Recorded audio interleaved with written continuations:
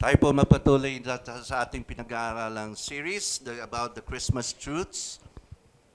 Kindly open your Bibles with me. Punta po tayo sa Luke chapter 2. You'll be reading verses 8 through 18. Luke chapter 2, verses 8 through 18.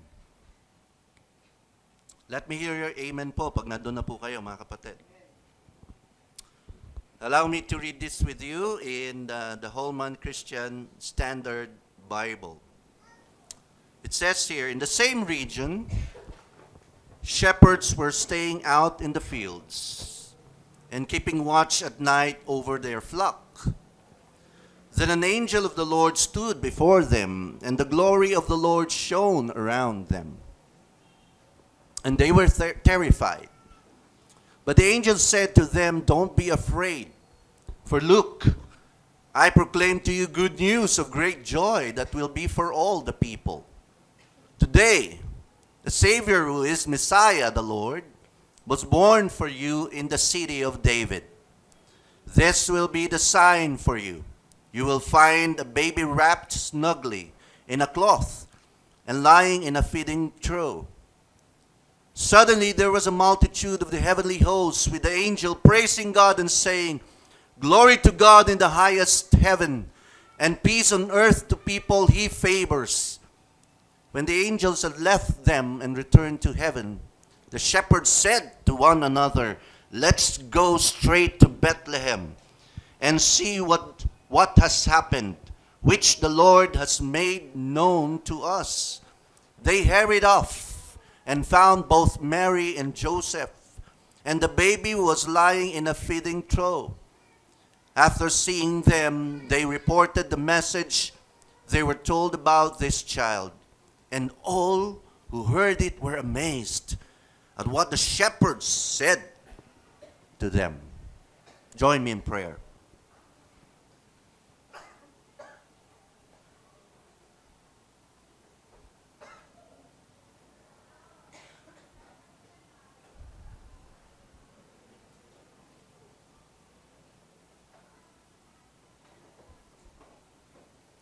Father, teach us to listen to your words this morning.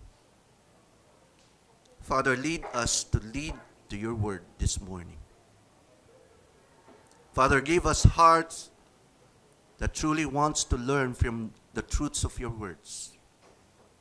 Make our hearts so thirsty and hungry to hear the truth of these words.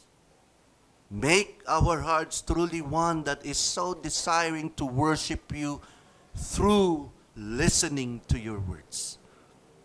This is important to us. This is life to us, O Lord. Holy Spirit, muli pong hinihiling, turuan mo po kami ngayong umaga. Ikaw lamang, O Diyos, ang pwede pong magbigay ng kaliwanagan, ng pagpapalinaw ng mga salitang ito, Banal na Espiritu. Gawin mo nga pong malinaw ito sa aming mga mata, sa aming mga tenga. Kausapin mo po kami, Banal na Espiritu, ngayong umaga. Katagpuin mo po kami sa aming pong pag-aaral ng iyong salita, Banal na Espiritu. Pagpalain mo po kami ng katotohanan ng iyong salita. Continue, Lord, to convict us. Continue, Lord, to convince us. Continue, Lord, to convert each one of us according to the truth of these words. Turuan mo po kaming sumamba sa iyo ng totoo ngayong umaga. Turuan mo po kaming makinig sa iyong salita ng totoo ngayong umaga. Marami pong salamat. Lord Jesus Christ, kayo po ang madakila. Kayo po ang mabigyan ng papuri. Kayo po ang makita. Makita po namin ang iyong kagandahan, ang iyong kadakilaan, O Diyos. Sa umaga na ito, sa pag-aaral po ng iyong salita. May the words of my mouth and the meditation of my heart be acceptable to you, my God my rock and my redeemer. Thank you so much, Lord. This we pray in Jesus' name. Lahat po tayo magsabi ng Amen. Minabasa po ako, mga kapatid, isang kwento. At ang kwento na ito ay tungkol po sa Christmas-only Christians.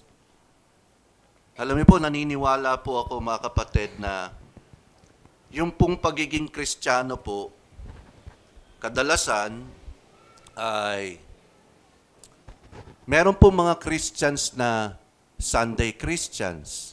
Meron po mga Christians na occasional Christians. Alam niyo po yung occasional Christians? Nagiging Christian lamang po pag may occasion. Meron po namang Christians po na Kristiyano po sila twice a year lamang. Alam niyo po yon? Christian po pagka Christmas at saka Holy Week. At ito pong kwento na to ay isang magandang paalaala po sa atin. Nabasa ko po kasi ito at gusto ko po i-share sa inyo ngayong umaga. Si Jim po ay umattend po ng kanilang church Christmas service. At pagkatapos po ng Christmas service na yon, habang po ang pastor ng church na yon ay inaabangan po lahat para kamayan po sila, nung natsyempuan po nung pastor na ito, si Jim, at grinit po siya, sinabi po ng pastor kay Jim, ganito, pakinggan niyo po mabuti. Sabi ng pastor kay Jim, Jim, oras na para ikaw ay mag-join sa army ng Lord. Kailangan kang makita dito every Sunday.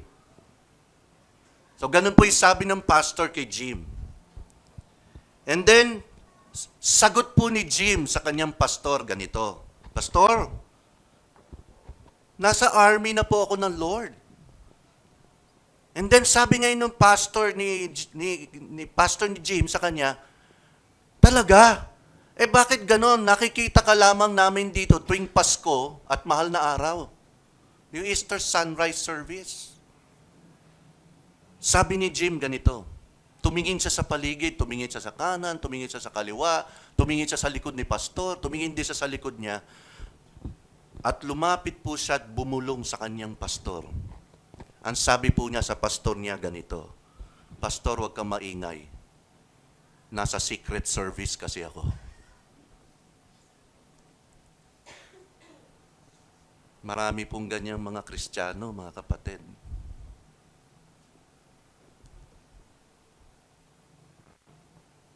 At sana magandang paalaala yan sa ating lahat. Christmas truths, a little review. Christmas is surrounded by accounts that show the necessity of faith in Christ that produces obedience in His words. Lahat po ng kwento na nakapalibot po doon sa kapanganakan ng ating Panginoong Hesukristo, tinuturo po niyan sa atin yung pong pangangailangan ng ating pong pananampalataya. At yung pananampalatayang ito, dinadala po tayo sa pagsunod sa ating Diyos. Do I hear amen? So, napag-aralan din po natin the last time, one valuable virtue before God is the obedience of faith. Please take note. Obedience of faith. Meaning to say, yung faith na yon, katulad ng ating napag-aralan na nakaraan, it causes us, it produces in us obedience to our Lord. So, yun po yung ating napag-aralan last time. At yung obedience of faith natin is an indication of presence of true faith. Yan po ay isang palatandaan na nasa sa atin po yung totoong pananampalataya, yung totoong pananampalataya na kapagliligtas, yung genuine faith na sinasabi po doon sa parable sa Matthew chapter 13. True faith in Christ as given by the Holy Spirit, please take note, yung pananampalataya po natin na meron tayo sa Panginoong Hesus, nanggaling po yan at regalo po sa atin ng Diyos, ng Holy Spirit Himself. And because yan po, mga kapatid, siya po ang nagregalo niyan, definitely, magbubunga po yan ng pagsunod sa atin. Kasi galing nga po yan sa banal na Espiritu. Then kung galing po yan sa banal na Espiritu, di ano po ibubunga niyan sa atin? Di yung pagsunod din sa kanila. Pagsunod po sa ating Diyos. Do I hear amen? Parang tatlo lang yun. Do I hear amen? Alam niyo po, sa totoo lang mga kapatid, hindi naman po ito perfection in this lifetime. We can never be perfect as we continue on living in this life on this earth while we are in this flesh of ours. However, our perfection only comes by the virtue of righteousness of our Lord Jesus Christ. We do not have perfection on our own. But our perfection comes from our Lord Jesus Christ. Hallelujah. Now, dahil po tayo ay nasa katawang pang ito, lagi po natin nakakatwiran, Pastor, hindi ho ba tayo nagkakasala pa rin? Yeah, agree tayo dito, pero dahil yung pananampalataya na yan ay galing sa banal na Espiritu, dadaling ka ng banal na Espiritu, lalo kang makipag-cooperate sa Kanya. Naintindihan po natin mga kapatid? Sumusunod po tayo? So it's not just perfection, but anyway, we are on that way. But this has something to do with our full cooperation with the Holy Spirit. The last time po, ano na pag-aralan natin? Obedience of faith is faithfulness to God.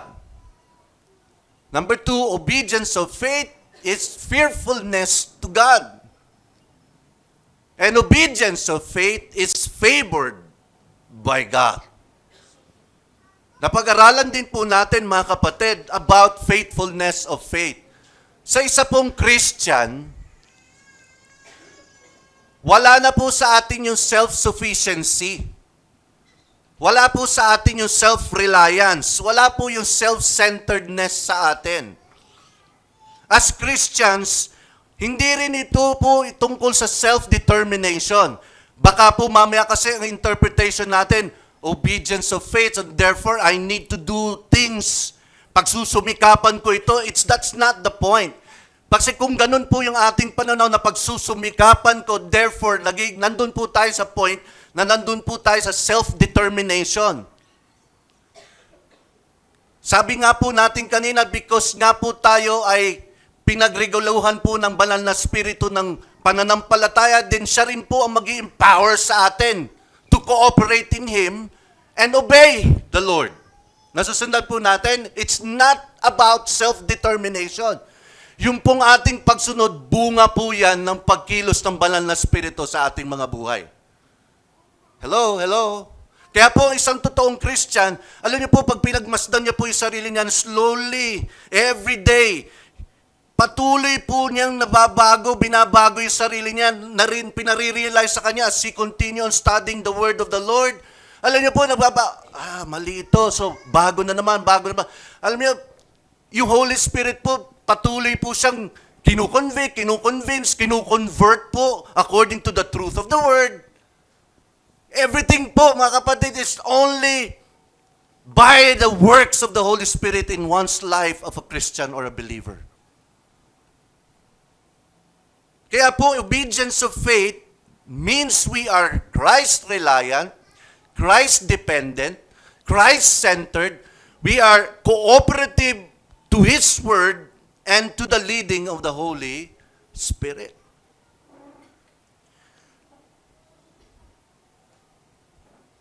Alam niyo po, mga kapatid, binabasa po akong isang article. Gustong-gusto ko po ito. Dinakil niya po. In relation to our topic this morning, our greatest need, man's greatest need. Tingnan niyo po ang sabi niya.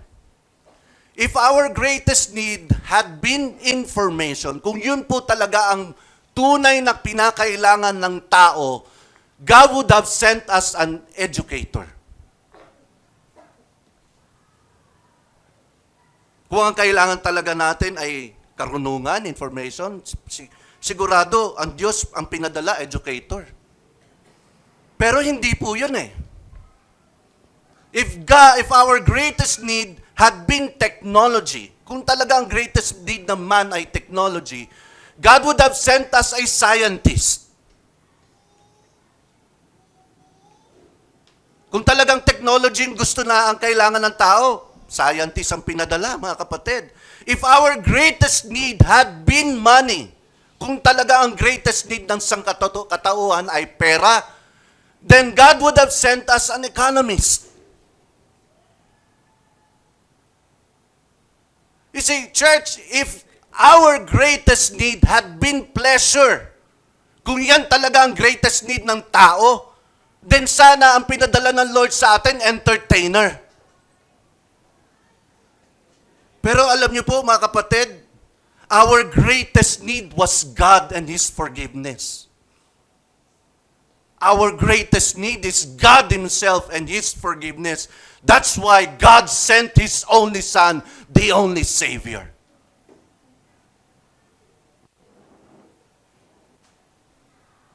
Yun po talaga ang kailangan natin, mga kapatid. And many of us, brothers and sisters, this world fails to see this truth. Alam niyo po, mga kapatid, kung i-examine po natin yung time when our Lord Jesus Christ was born, it is such a grave situation and condition. Malayo po yung sitwasyon at kondisyon natin ngayon dun sa panahon na sinilang po ang ating Panginoong Jesus. Nung panahon po na sinilang ang Lord, the world that the Lord Jesus entered was cruel and inhumane. Yun po yung panahon na yun. Napakalupit at hindi po makataong panahon. Bakit po? Tingnan niyo po, i-share ko po sa inyo. Ano po yung kondisyon, ano po yung sitwasyon when our Lord Jesus Christ was born. Slaves compose 1/2 of the Roman Empire's population. Kalahati po ng population ng Roman Empire, slaves po yun. Alipin. At hindi po ito yung alipin na basta servant lang. Ito po yung alipin na wala po siyang karapatan sa sarili na dahil po siya po ay pagmay-ari ng isang master. Can you imagine po, half of that population, slaves.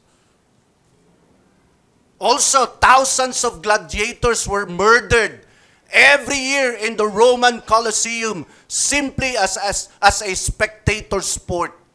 Wala pa pong Netflix noon, wala pa pong HBO noon. Ano pong entertainment sa Roman Empire? 2 lalaking macho, warrior. Lalagay po sa isang Colosseum at ano pong gagawin nila? Magpapatayan po sila. At pagka hindi po nila nagustuhan yung na kanila napanood, pareho pong papapatay yun.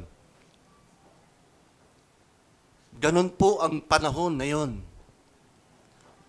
Infanticide was a commonly accepted practice throughout the ancient world. Alam niyo po infanticide? Ganun lang ho pumatay ng baby sa kanila nung panahon na yon. Ano pa ho ang pwede natin makita ang panahon ng Lord Jesus Christ? Children were the property of the fathers and they could be killed with impunity. Ang tingin po ng mga tatay, yung kanila po mga anak, pag may-ari, at dahil po property nila, then pwede po silang patayin anytime sa desisyon po ng ama. Ano pa po ang condition noon? Ano pa po ang situation noon? Remember that time, wala pa pong, ang hospital po unknown. At ang Romans po considered helping a sick person as a sign of human weakness. Nung panahon na yun, mga kapatid, pagka magkasakit ka, ang tingin sa'yo, mahinang nilalang. Dapat sa'yo, patayin na.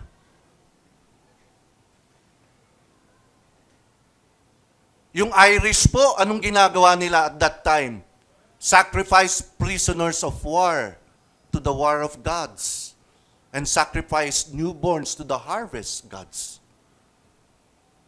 Yan po yung situation at condition. Nung panahon pong sinilang ang ating Panginoong Jesus, hindi pa po nagtatapos dyan. Yung Aztecs po, yung Mayans, practiced daily human sacrifice on a massive scale. They frequently tortured their victims before sacrificing them on altars to their sun and war gods. Yun po yung practice ng mga yan noon. Yung Prussians po, yung Lithuanians po, Chinese, Mongolians, and others also practice human sacrifice.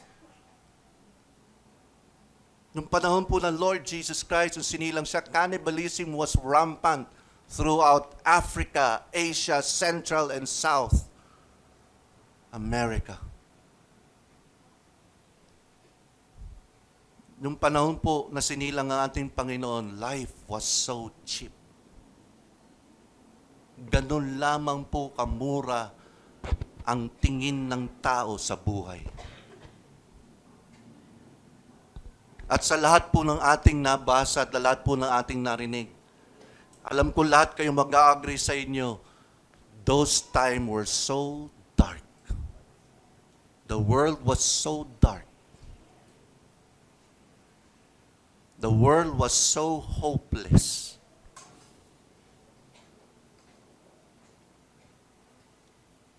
Naalala ko po ngayon yung sabi sa Genesis chapter 1 verses 2 and 3. Let there be light. In the same manner, when our Lord Jesus Christ was born, let there be light. So here, after considering po mga kapatid yung situation at condition ng panahon na yon, the message of Christmas is most needed. Napakahalaga po at kailangan po nung panahon na yon ang mensahe ng kapanganakan ng Panginoon. The Savior entered a dark and broken world in order to glorify God and bring peace on earth. Yun po ang mensahe ng First Advent. Alam niyo po mga kapatid, looking at it now, yung literally yung mga nabasa po natin na situation na condition noon, pwede po natin sabihin, yung situation and condition noon greatly differ from our situation now, from our condition now, from our time now. However, brothers and sisters, kung titingnan po natin, tititigan po natin mabuti at susuriin natin mabuti, spiritually speaking, the situation and condition are not different from those times. Spiritually speaking. Kasi po, mga kapatid, maaari pong iba po yung form. Pero lahat po na nangyayari noon, totoo pa rin ngayon sa panahon natin. Tingnan niyo po, mga kapatid, kung paano po ang mundong ito. Na-share ko na ito noon, and I'd like to share this again with you. Ano po ang mundong ito? And please take note, kasama po dito ang mga nagsasabing sila po ay born-again people at Christians.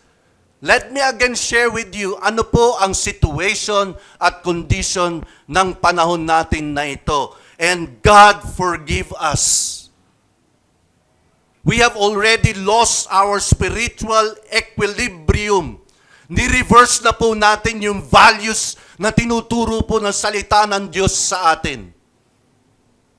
Ano sabi ng isang prayer na isang pastor during one time he was invited sa isang congress in the States, in America. Ito po ang prayer niya. Let me share this to you. And I agree fully with him. We have ridiculed the absolute truth of your word and called it pluralism. Binastos namin, minalitiit namin ang absolute truth ng salita mo. Minamaliit namin yan.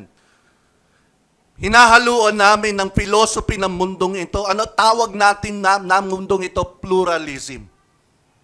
Pwede naman pagsamahin eh. Next, we have worshipped other gods and called it multiculturalism.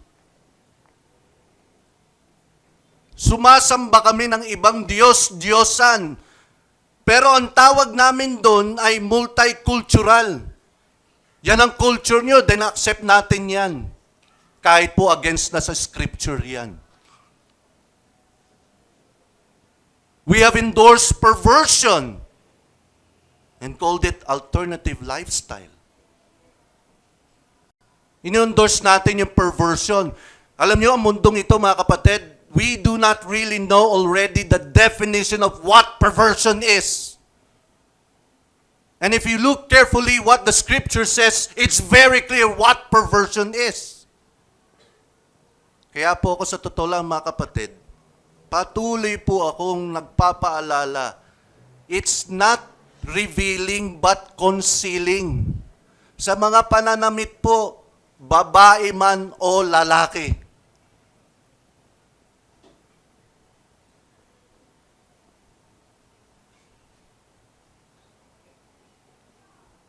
We have exploited the poor and called it what?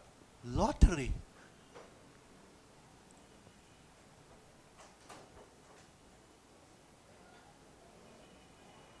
We have neglected to discipline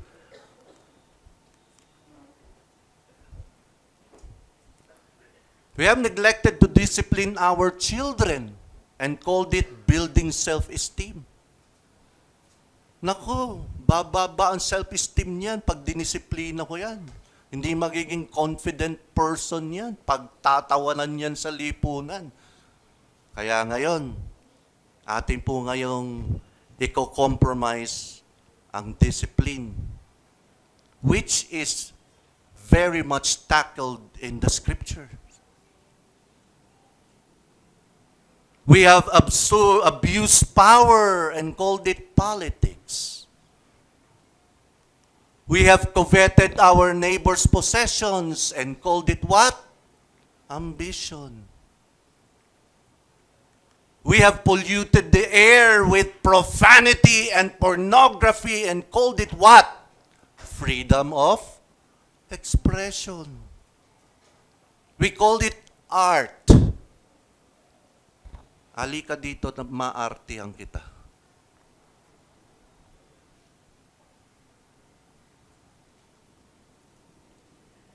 This is the trend now, Pastor. Are you living in the 21st century? Yes. I am living in the 21st century.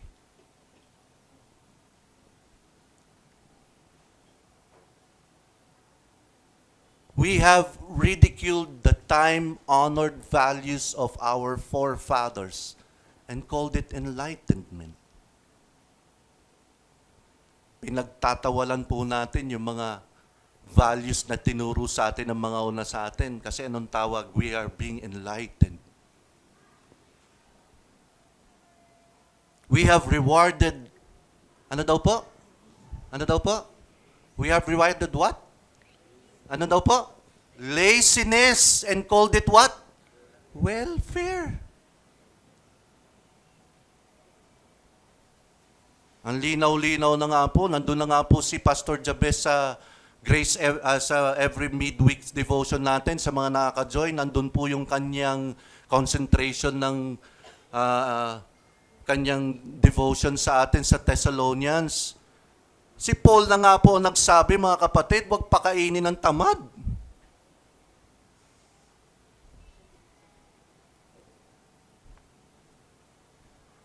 Tatamad-tamad, tapos sasabihin, Christian, anong sabi ni Paul? Daig mo pa ang unbeliever. Para kang hindi believer pagka ganyan ka. And then, sasabihin natin ngayon, welfare, compassion. Hello? Lagi ko pong, pagka ako po ay binibigyan o hinihingan ng payo tungkol dyan, sinasabi kong lagi doon sa aking kausap, may tamang paraan ng pagtulong.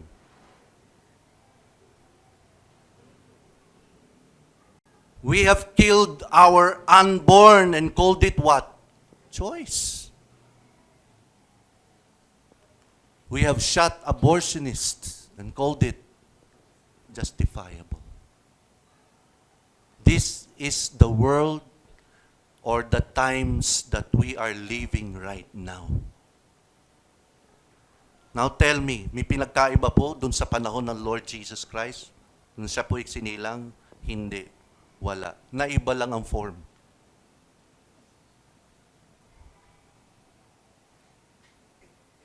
Alam niyo po mga kapatid, ang mensahe po ng Pasko, lalo po ngayon nalinaw na subo sa atin muli, pinambalik po sa atin ngayon yung sitwasyon ng ating bubuhay or wherein we are living right now in this time. It calls for each and every one of us. Tinatawag po ang bawat isa sa atin. Listen up, you true and real Christians. Makinig ka sa akin.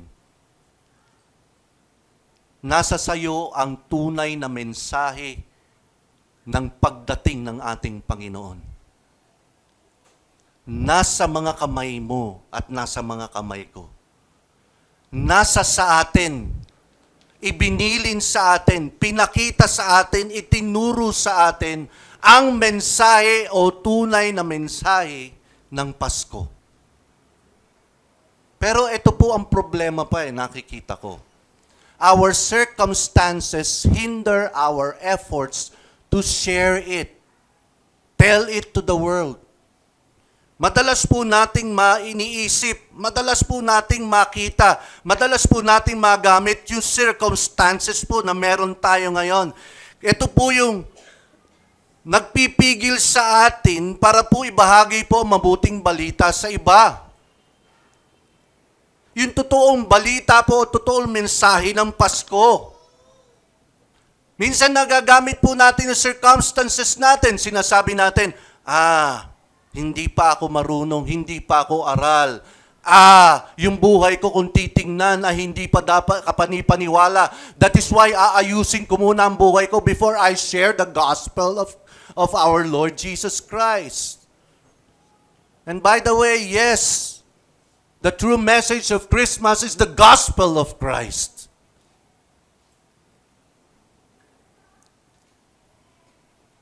Minsan po, ginagamit natin yung circumstances natin. Pag maayos ng lahat. Pag okay ng lahat. Pag nakasettle na ako. Yan yung time when people perceive, when people see, pag nakikita ng mga taong maayos na ako, maayos na ang buhay ko, maayos na ang pamilya ko, maayos ng lahat, then yan yung time. Nasasabihin ko sa sarili ko, yan na yung time na isi-share ko na ang good news. So we see our circumstances hinder. And we use these circumstances to hinder our efforts to share the good news of our Lord Jesus Christ. Pero gusto ko pong ipanumbalik sa inyong lahat, church. In 1 Peter 2:9, but you are a chosen race. Kasama ka na, kapatid. Kung ikaw ay nakipag-isa na kay Kristo, kasama ka na sa piniling lahi ng Panginoon. Hindi ka lang kasama sa piniling lahi, parte ka ng royal priesthood. Mga kapatid, isa kang royal blood by virtue of adoption of our Lord. And because you are royal blood, you're not only royal, but you are priest. Alam niyo po ba ang priest? Priest is a person or a man in the panahon po ng Old Testament. Priest is a man who mediates people before God. Ano pong tawag sa atin ni Peter? Royal priesthood.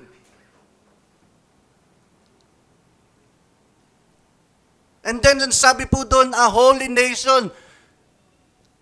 Kasama ka na doon sa sinet apart, hiniwalay na bansa ng Diyos. Dahil ikaw ngayon ay isang pati ka na ng taong possession niya pag may-ari ka niya. Ikaw ay sa Diyos, kaya ang tawag sa atin ngayon, the Lord's people. And then bakit daw po mga kapatid, sinabi rin po ni Peter dyan, bakit daw po pinili ka, bakit daw po nilagay ka doon sa royal priesthood, bakit ka na dyan sa holy nation, bakit ka dyan sa people of possession, so that you may proclaim the praises of the one who called you. out of darkness into His marvelous light. Kapatid, gusto ko maunawaan mo uli that you are chosen, you are part of royal priesthood, you are part of holy nation, you are part of people for God's possession, or you are the Lord's possession. For what? For what purpose? For what purpose, brothers and sisters? So that you may proclaim the praises of the one who called you out of darkness into His marvelous light.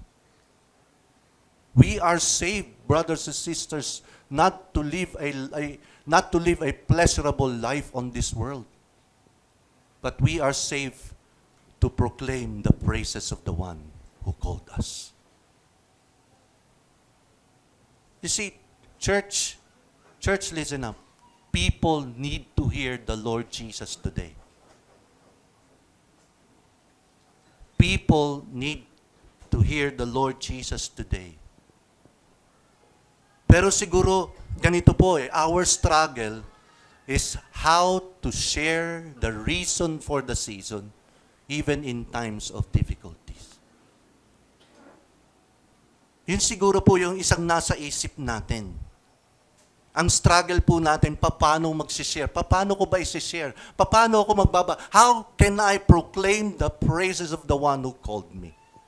Well, brothers and sisters, as we look back again and see what the scriptures teaches us on this one account surrounding the birth of our Lord Jesus Christ.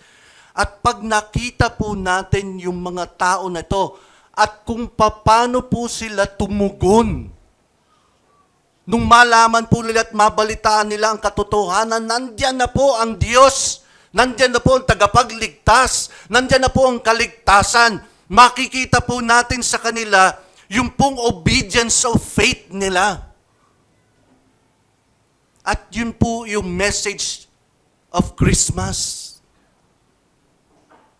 So, dun po, I hope your Bibles are still open there in Luke chapter 2 verses 8 through 18.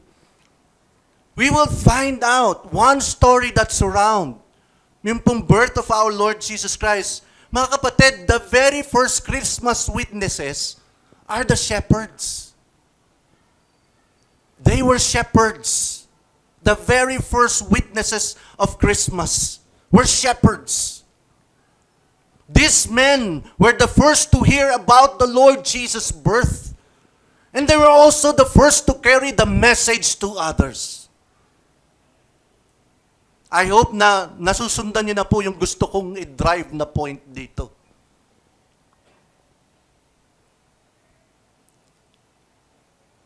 Ang una pong mga witnesses ng birth of our Lord at ang mga una pong nagkwento tungkol po sa kapanganakan ng ating Panginoong Jesus, they were shepherds. At matututo po tayo ngayon sa narratives po ni Luke po, kung paano niya po dinescribe yung respond po, kung paano niya po dinescribe yung mga tao, itong mga first witnesses na ito, mga kapatid. Gusto ko po unang makita natin about these first witnesses, these shepherds. Please, brothers and sisters, huwag po mawala sa ating isip. They were normal and untrained. Sino po ang unang witnesses? Shepherds. So pagdating po mga kapatid sa pagbabahagi po ng good news, trained po ba ito? Are these highly positioned people in the religious sect in the Lord's time, the birth of our Lord's time? No.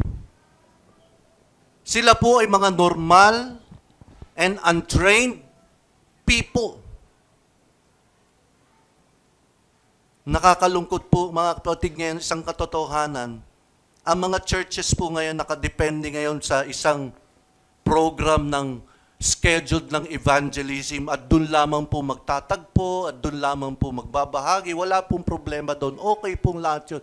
Pero po, ang nakakalungkot, nakadepende na po tayo lahat doon po sa scheduled time at scheduled place wherein every one of us would would join together and make evangelism. Minsan po, nangyayari po sa atin ngayon, isang katotohanan, nilalagay na lamang po natin sa kamay ng mga taong tingin natin, sa kanila yan, aral sila, trained sila, sila ay na-prepare dyan, na-equip na dyan. So para sa kanila lang yan, yung evangelism, yung witnessing for the Lord Jesus Christ. Minsan po, mga kapatid, tayo po ay sumasalalay na lamang, didepende sa isang church-wide activity wherein the church or the pastor would ask us to invite friends and classmates and relatives to come to the church and so that they may be able to hear the word of the Lord. Wala rin naman pong problema doon, pero gusto kong makita ninyo, doon lamang po nandun lamang po nakadepende. Minsan po, ang dating sa atin, nakaka-intimidate yata. Isi-share ko ito sa office mate ko, isi-share ko ito sa classmate ko, isi-share ko ito sa neighbor ko. Hindi man nakaka-intimidate, mas matataas ang posisyon nila kaysa sa akin. Minsan ang tingin natin sa sarili natin, I don't feel up to the task. Hindi ko yata kaya. Pero gusto ko po i-consider niyo yung shepherds. Look at Luke chapter 2, verse 8. In the same region, shepherds. Ano pong ginagawa nila? We're staying out in the fields. Ano pong ginagawa nila? And keeping watch at night over their flock. Gusto ko pong maunawaan natin, gusto ko pong maunawaan mo, kapatid, na itong mga shepherds ito, alam lang po nito, ay magbantay ng tupa. At handa po silang magbigay ng buhay nila para sa tupa. But in relation to sharing the word, I'm telling you, these are not the kind of people that you are going to listen to. Pero kanino po nag-appear ang angel to share the good news of the birth of the Savior? To these shepherds who were staying in the fields, keeping watch at night over their flock. Alam niyo mga kapatid, wala naman po nothing formal or exceptional about these men. Wala pong formal, wala pong exceptional sa mga tao to. Description nga, they were shepherds. Nasaan po sila? Nandun nagbabantay.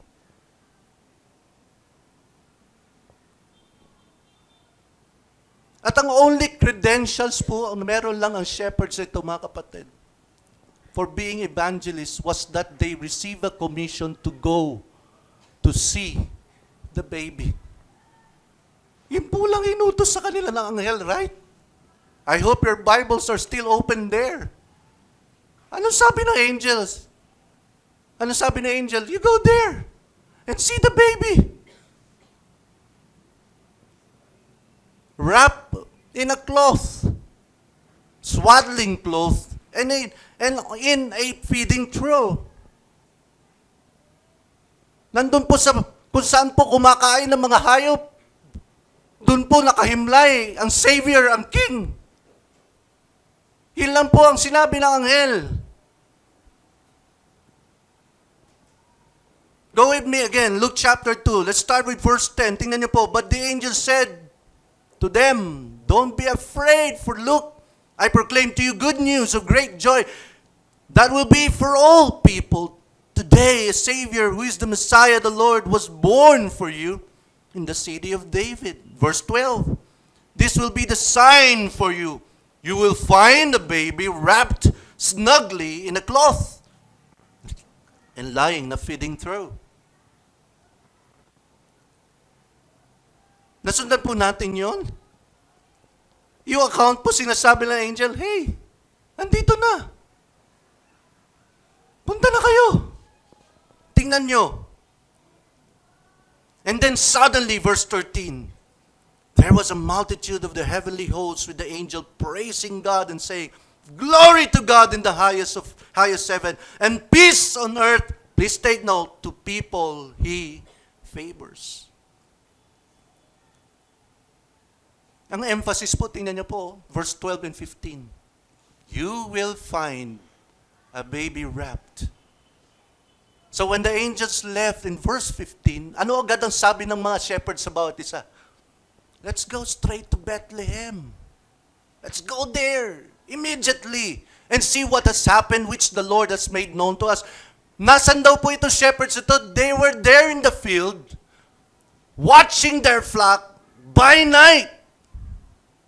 Please take note, pag-alis po ng angels, ano po ang agreement ng shepherds? Punta na tayo. Tingnan na natin. Let's see. Alam niyo yung ginawa nila? These shepherds left the sheep. These shepherds left the flock. Hello? For what? For the good news. Mga kapatid, gusto ko makita natin itong mga shepherds na to, they left their lives just to see the King. Ano sabi ng Lord Jesus Christ? Anyone who wishes to follow me must deny himself, pick up his cross, and follow me.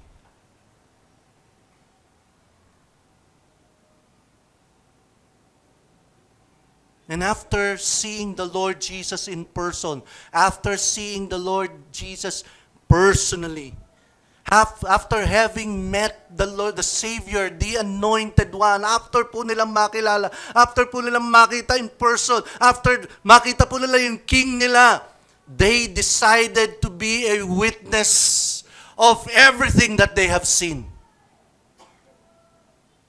Agad-agad po nag-decide sila maging witness sa lahat po ng bagay na kanilang nakita, sa lahat po ng bagay na kanilang na-experience sa katotohanan na sinabi po ng anghel sa kanila. What they have heard, what they have seen, they told it. They decided to tell it to everyone. Yun po yung makikita natin sa Luke 2:17. After seeing them, they reported the message they were told about this child. Lahat po, narinig nila sa anghel. Lahat ng katotohanan na narinig nila doon sa anghel. Yung natagpuan nila doon sa Bethlehem. Lahat po yan. Binago po sila at kwinento po nila, nireport po nila lahat nung sila po'y bumalik sa kanilang bayan.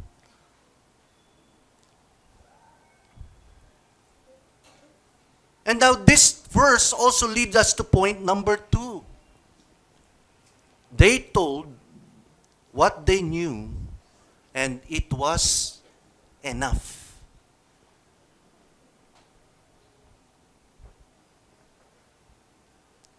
Ang kanila pong sinasabi, ang kanila pong kwento, ang kanila pong pinamalita sa lahat, ay yung kanila pong nalalaman. Ano po yung nalalaman nila? Yung sinabi po ng anghel at yung nakita nila sa Bethlehem. Those things were enough. Were enough for them to tell the message about the Savior. Ano po ang message of Christmas? The message of Christmas is that God has stepped into this hopeless world and has given us a reason to rest and rejoice. Remember, yung situation at condition ng panahon na yon, nakita po natin kanina, right at the beginning.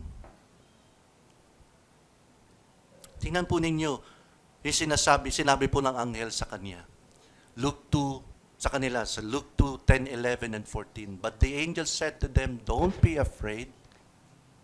For look, I proclaim to you good news of great joy that will be for all people. Verse 11, today, a Savior who is Messiah the Lord was born for you in the city of David. Jumping to verse 14, glory to God in the highest heaven and peace on earth to people he favors. Sabi agad ng anghel, don't be afraid, do not fear. Sinasabi agad ng anghel, this is not about judgment, this is not about punishment, this is not about bad news, but this is about good news. So don't fear, don't be afraid. This is about good news, and this will make people very happy. This message is for everyone to hear. In verse 11, anong gusto sabihin? Ang gusto pa unawa sa atin, mga kapatid, yung baby po has been born in Bethlehem. Kung saan po, mga kapatid, the town where King David grew up.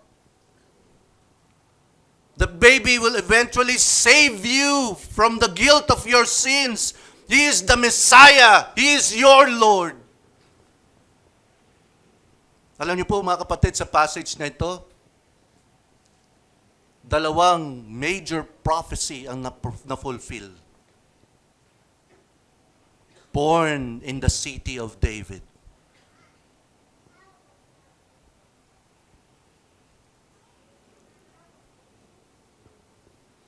And this one that is born in the city of David will be the Savior of His people. In verse 12, ano po sinasabi? Verse 12, paano namin mare-recognize? Paano mare-recognize? I hope your Bibles are still there, open there. Ang sabi ng angel, itong sign, ha? Para ma-recognize niya siya. At sabi ng angel, gusto sabihin ng angel, itong, para malaman nyo, totoong sinasabi ko sa inyo, ha? Sa Bethlehem, makikita nyo yung baby. Siya ay nakabalot sa isang cloth, strips of cloth. At siya ay nilagay sa isang throw. At itong throw na to ay kung saan ginagamit ng mga tao yung kung saan nilalagay yung pagkain ng mga hayop. Nandun yung bata na yan. And verse 13, immediately, pagsabi ng angel na ganon, napakaraming anghel mula dun sa langit, highest heaven, appeared at nag-join sa angel. Anong ginawa nila? Please, I hope your Bibles are open there. In verse 13, anong ginawa nila? They praise God and saying, verse 14, glory to God in the highest heaven and peace on earth to people He favors. Sabi ng angels, may all the angels in the highest heaven praise God. And on the earth, may the people to whom God has shown favor have peace in Him. Immediately in verse 15, ano nangyari? After pag-alis ng angel, again, anong sabi ng shepherds? Let's go straight to Bethlehem. Tingnan natin yung mga nangyari, yung mga kaganapan na ito. Sino daw po nagsalita? Yung anghel ba ang sabi? Ang sabi, which the Lord has made known to us. The Savior is here. God is here. Salvation is here. God is now here and He is now going to save His people. Alam ko mga kapatid, please keep your Bibles open dun sa passage natin. May gusto po ako mabalikan, gusto ko ma-notice po nating lahat. Makikita rin po natin yung important matters in our salvation. Here in the passage, we will also notice here and find important matters in our salvation. These are important truths that we need to see and hear about our salvation. So please keep your Bibles open. In Luke chapter 2 verses 10 to 15, ano po yung kaligtasan? Please take note. The message of Christmas, part of the message is salvation for His people. Right? Here goes. Pansin po ba natin ang salvation po, ang kaligtasan, as displayed in the narratives of the Christmas or birth of our Lord Jesus Christ? First, we need to realize salvation is by God alone. Salvation is by God alone. Pansin po natin yon. Sino po magliligtas? Ang Diyos, right? And then, salvation is by His words alone. Ano po ba ang ginanap po? Di ba yung mga prophecy ng pagliligtas po ng Panginoon sa kanyang mga hinirang? And then makikita rin po natin yung kaganapan po ng covenant na ginawa ng Diyos sa kanyang mga tao in this particular narrative. In verse 11, salvation is by God alone, by word alone, through the covenant of God to His people alone, because what He promised He is now fulfilled in the person of Jesus Christ, as seen in verse 12. And in verse 11, ano po sabi doon? Verse 11, today a Savior who is Messiah, the Lord, was born for you in the city of David. Today a Savior who is the Messiah. What about this? What about that, Pastor? Salvation is in Christ alone. Siya lang po, mga kapatid. Why? Because Christ, who in Him is the fulfillment of God's eternal plan. In Christ, He is the redemption. He is the redemptive covenant of God's eternal plan. Si Kristo po at kay Kristo, siya po ang nakita natin ang grace ng Lord sa kanyang mga hinirang. Also, in verse 15b, tingnan niyo po, salvation is by God's grace alone.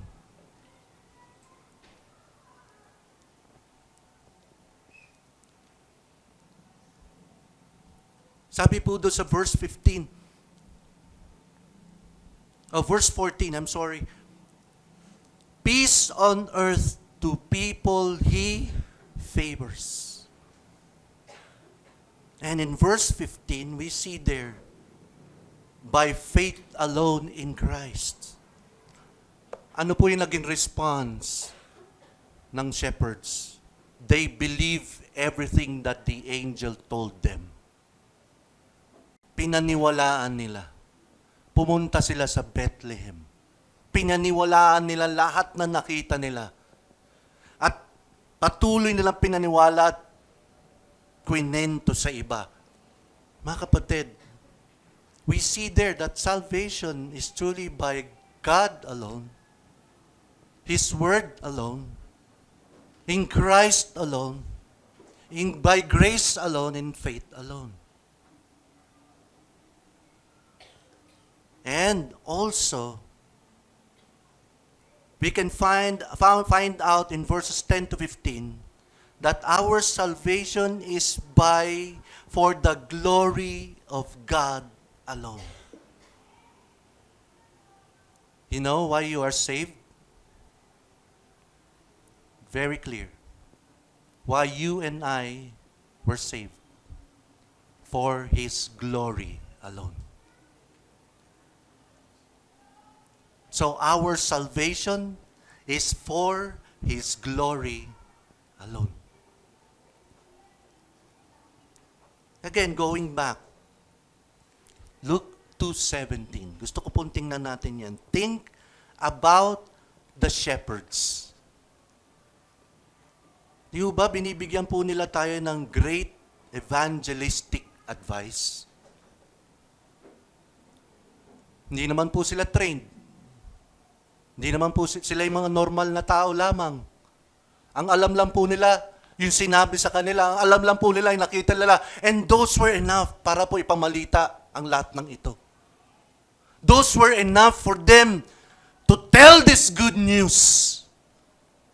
Kaya isipin po ninyo, mga kapatid, ito nga mga shepherds na ito, immediately kwinento nila. Pero tayo, mga kapatid, let me ask you, have you met the Lord Jesus personally upon hearing His words? Nakilala ba na talaga natin ang Panginoon personally? Nung narinig po natin ang salita ng Diyos, nakilala mo ba talaga siya? Have you seen the truth of the words of God about the Lord Jesus Christ? Has the Lord Jesus made the difference in your life? Has God taught you something about Himself through His Word in life? Mga kapatid, kung totoo po natin nakatagpo ang Panginoong Hesukristo natin, then ano ho ang pumipigil sa atin para po pamalita ang mabuting balita? Ano ho ba talaga ang pumipigil sa atin? Is it because of our circumstances?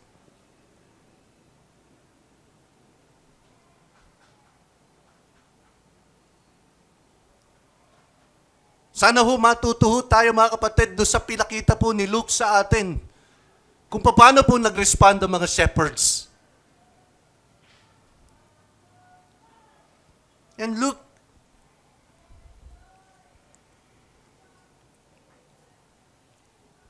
again in verse 17,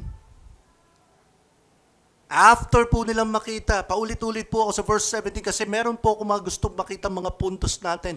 They reported the message they were told about this child. Sa tingin niyo po mga kapatid, guess lang. After po nilang ma-witness, napatunayan yung mga katotohanan ito, malungkot kayang bumalik yung mga shepherds? Verse 18. And all reported the message they were told about this child, and all who heard it were amazed at the shepherds said to them. Start it now with verse 16. Tingnan niyo po yung verse 16. They hurried off and found both Mary and Joseph, and the baby was lying in the feeding trough. After seeing them, immediately, balik. Alam niyo po mga kapatid, naniniwala po ako, point number 3, their lives were full of gratitude and worship. Their lives were full of gratitude and worship. Ito po mga shepherds na ito, mga kapatid, consume po sila sa goodness of God. Mula pa ho doon sa appearance ng angel, sa mensahe ng angel, and then doon sa lahat na nasaksihan nila doon po sa Bethlehem, mga kapatid, seeing personally the Savior, the King. I'm telling you, they are so consumed by the goodness of God.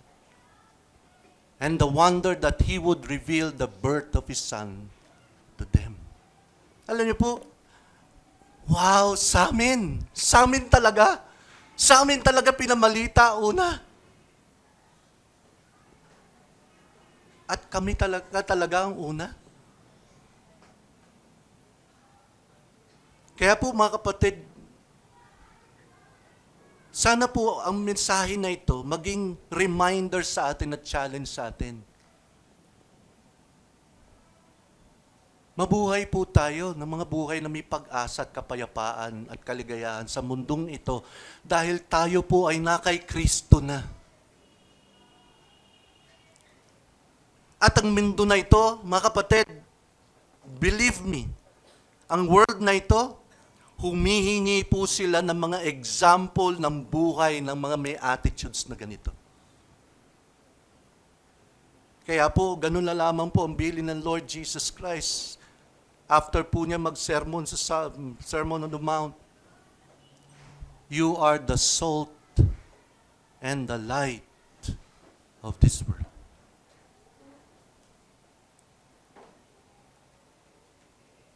Mga kapatid, remember, the message of Christmas is that God has stepped into this dark, hopeless world and has given us a reason to rest and rejoice.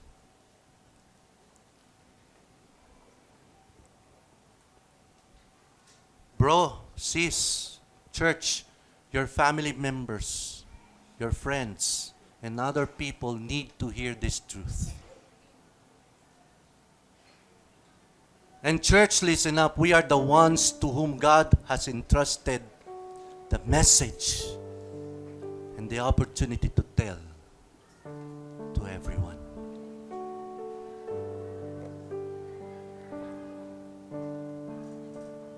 Remember, Christ and His words means life to us.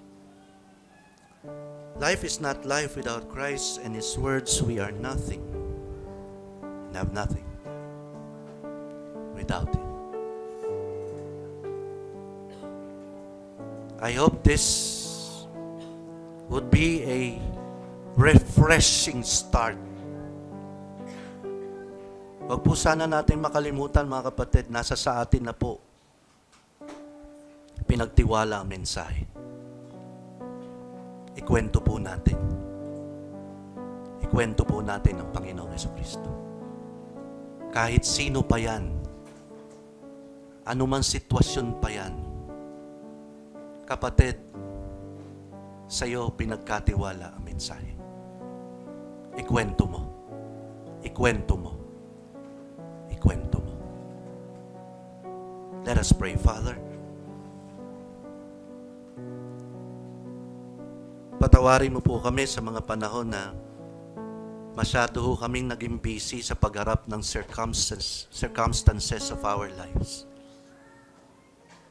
Patawarin mo rin po kami, Panginoon, sa mga pagkakataon at sa maraming pagkakataon na nagagamit po namin excuse sa mga circumstances namin in life. You have once again revealed to us one truth about your message. Nangangailangan po ang mundong ito ng kwento ng aming Panginoong Jesucristo. Patuloy mo po paalala sa amin na kasama mo kami. At ang meron kaming mensahe, ang pinaka-importanting mensahe sa lahat ng mensahe sa mundong ito. Holy Spirit, give us boldness to share the gospel of our Lord Jesus Christ. To whomever, whatsoever, kahit po kapalit pa ang kahihiyan sa amin. Remove from us, tanggalin mo po sa amin ano po yung reason ng kung saan, Lord, hindi po namin na isi-share ang iyong mabuting balita. Alisin mo po ito sa amin. Banal na Espiritu, bigyan mo po kami ng tapang, lakas ng loob, above all, mangibabaw po sa amin ang compassion. Because the message of our Lord Jesus Christ is also a message of compassion, Lord. Sinabi mo rin, Panginoon, sa iyong salita in John 14:48, Lord Jesus Christ, whatever that we have heard from your words, ito rin ang gagamitin mo sa amin sa paghusga sa amin. So Lord, make us faithful to these words that you have taught us this morning. Thank you, Lord. Thank you so much, Lord, for you have given us the greatest commission there is. You have given us the greatest and the most important message there is. Thank you, Lord. Again, asking that you bless each and every one of us, spiritually, physically, materially, Lord. Bigay mo po sa amin muli ang iyong mayamang bendisyon, ang mayamang pag-ibig ng Diyos Ama. Mayamang grasya ng Panginoong Jesucristo at mayamang pakikipisan ng banal na Espiritu, tatlong persona sa isang Diyos, mapa sa atin ngayon, bukas at magpakailan, kailan paman. Amen. Amen.